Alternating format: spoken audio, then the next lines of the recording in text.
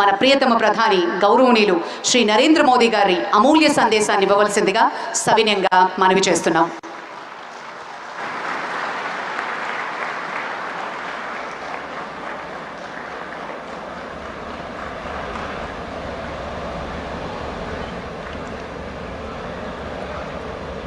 तेलंगाना की राज्यपाल तमिलिसाई सौंदरराजन जी, केंद्र सरकार में मेरे सहयोगी मंत्री जी किशन रेड्डी जी, संसद में मेरे साथी श्रीमान संजय कुमार बंदी जी, यहाँ उपस्थित अन्य सभी महानुभाव, देवी और सज्जनों, नमस्कार।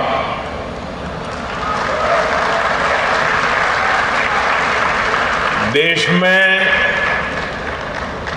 त्योहारों का मौसम शुरू हो गया है। संसद में नारी शक्ति वंदन अधिनियम को पास कराकर हमने नवरात्र से पहले ही शक्ति पूजा के भाव को स्थापित कर दिया है।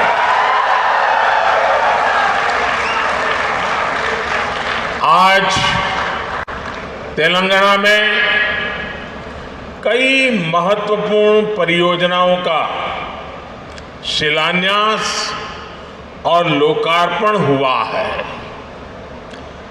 इससे यहां उत्सव का रंग और खिल उठा है। मैं तेलंगाना के लोगों को 13,500 करोड़ रुपए की 13,500 करोड़ रुपए की योजनाएं, अलग अलग परियोजनाएं, इसके लिए मैं आप सबको बहुत बहुत बधाई देता हूं।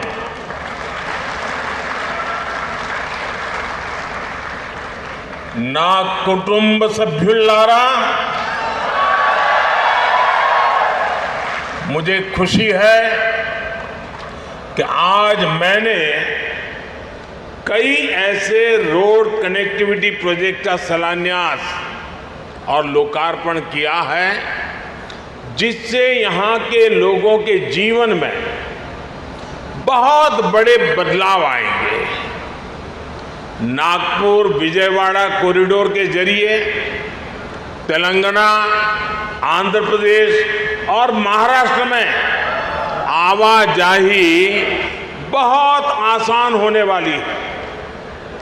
इसके कारण इन तीनों राज्यों में ट्रेड, टूरिज्म और इंडस्ट्री को भी काफी बढ़ावा मिलेगा।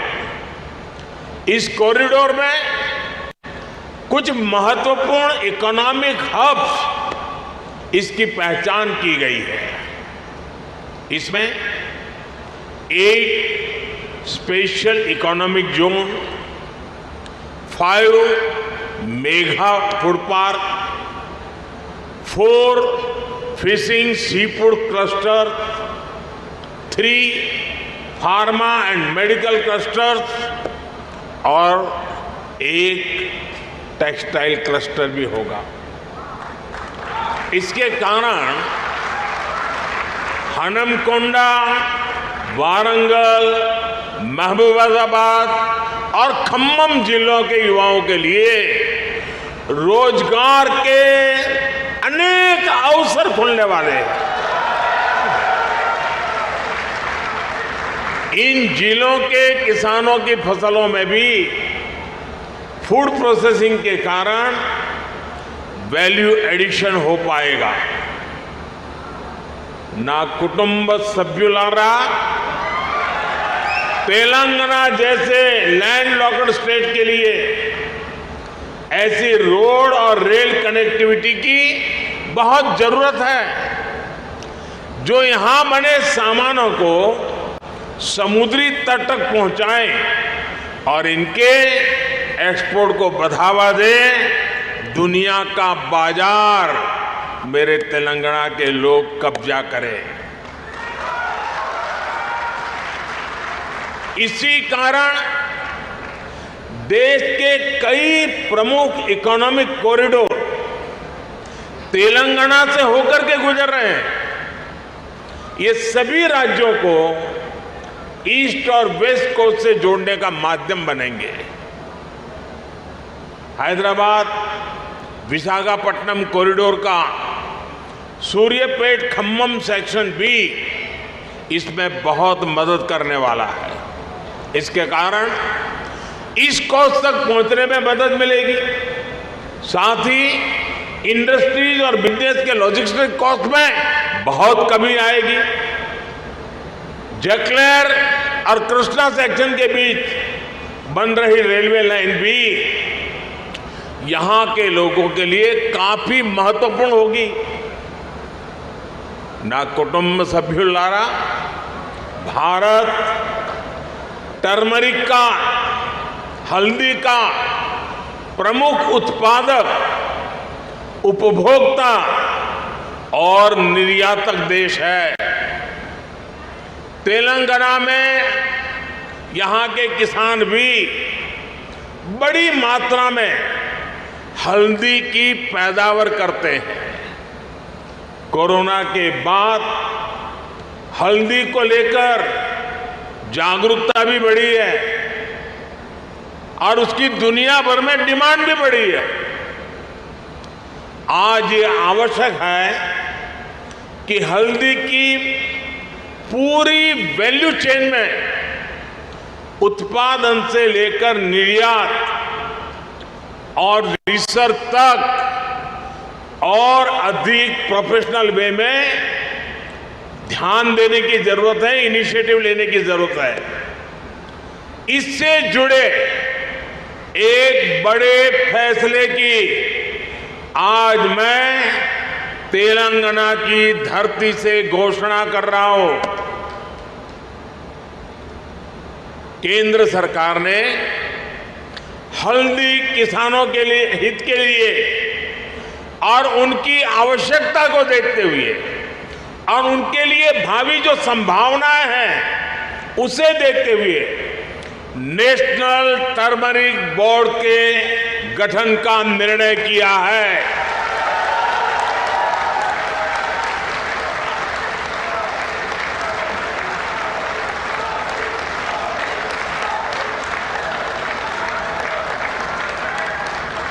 National turmeric board supply chain में वैल्यू एडिशन से लेकर इंफ्रास्ट्रक्चर के कार्यों तक किसानों की मदद करेगा। मैं तेलंगाना और देश के सभी हल्दी पैदा करने वाले किसानों को नेशनल टर्मरिक बोर्ड की उसके गठन के लिए बहुत बहुत बधाई देता हूं।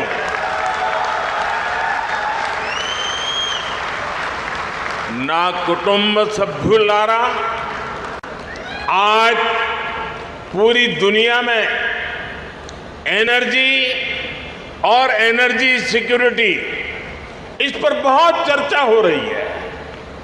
भारत ने ना सिर्फ अपने उद्योगों बल्कि घरेलू लोगों के लिए भी एनर्जी इंश्योर की है।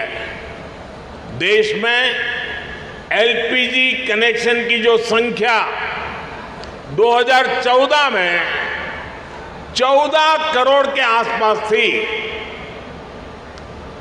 वो 2023 में 32 करोड़ से ज्यादा हो गई है। हाल ही में हमने गैस सिलेंडरों की कीमतों में भी कमी की है। भारत सरकार एलपीजी एक्सेस को बढ़ाने के साथ अब इसके डिस्ट्रीब्यूशन नेटवर्क का भी विस्तार करना जरूरी समझती है। हासम, चेरलापल्ली एलपीजी पाइपलाइन अब इस क्षेत्र के लोगों को एनर्जी सिक्योरिटी देने में बहुत बड़ी सहायता करेगी। यहां पर कृष्णापट्टनम से हैदराबाद के बीच मल्टी प्रोडक्ट पाइपलाइन का भी शिलान्यास हुआ है। इसके कारण तेलंगाना के विभिन्न जिलों में हजारों डायरेक्ट और इनडायरेक्ट जॉब्स भी बनेंगे। ना कुटुंब सभ्युल्लारा, मैंने आज हैदराबाद केंद्रीय विश्वविद्यालय में विभिन्न भवनों का उद्घाटन किया। हैदराबाद विश्वविद्यालय को भाजपा सरकार ने इंस्टीट्यूशन ऑफ एमिनेंस का दर्जा दिया है और विशेष फंड उपलब्ध कराया है। आज मैं आपके बीच एक और बड़ी घोषणा करने जा रहा हूं।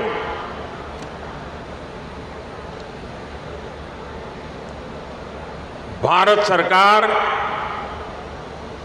मुलुगु जिले में एक सेंट्रल ट्राइबल यूनिवर्सिटी की स्थापना करने जा रहा है।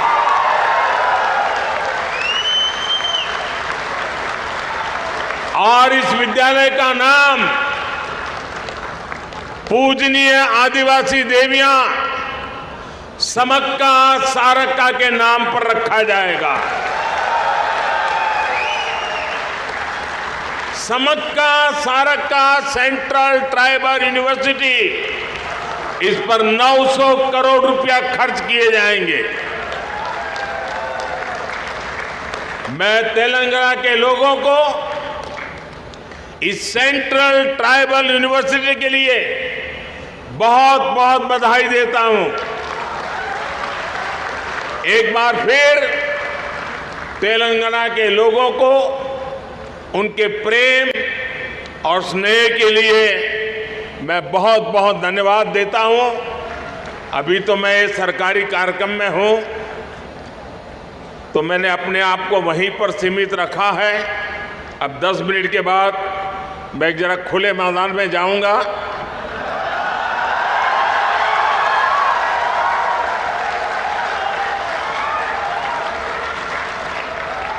तो वहां जरा खुले मन से बातें करूंगा। अरे मैं वादा करता हूं,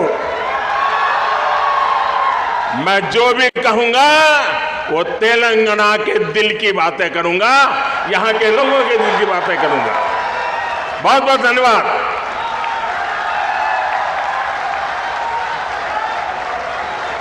बहुत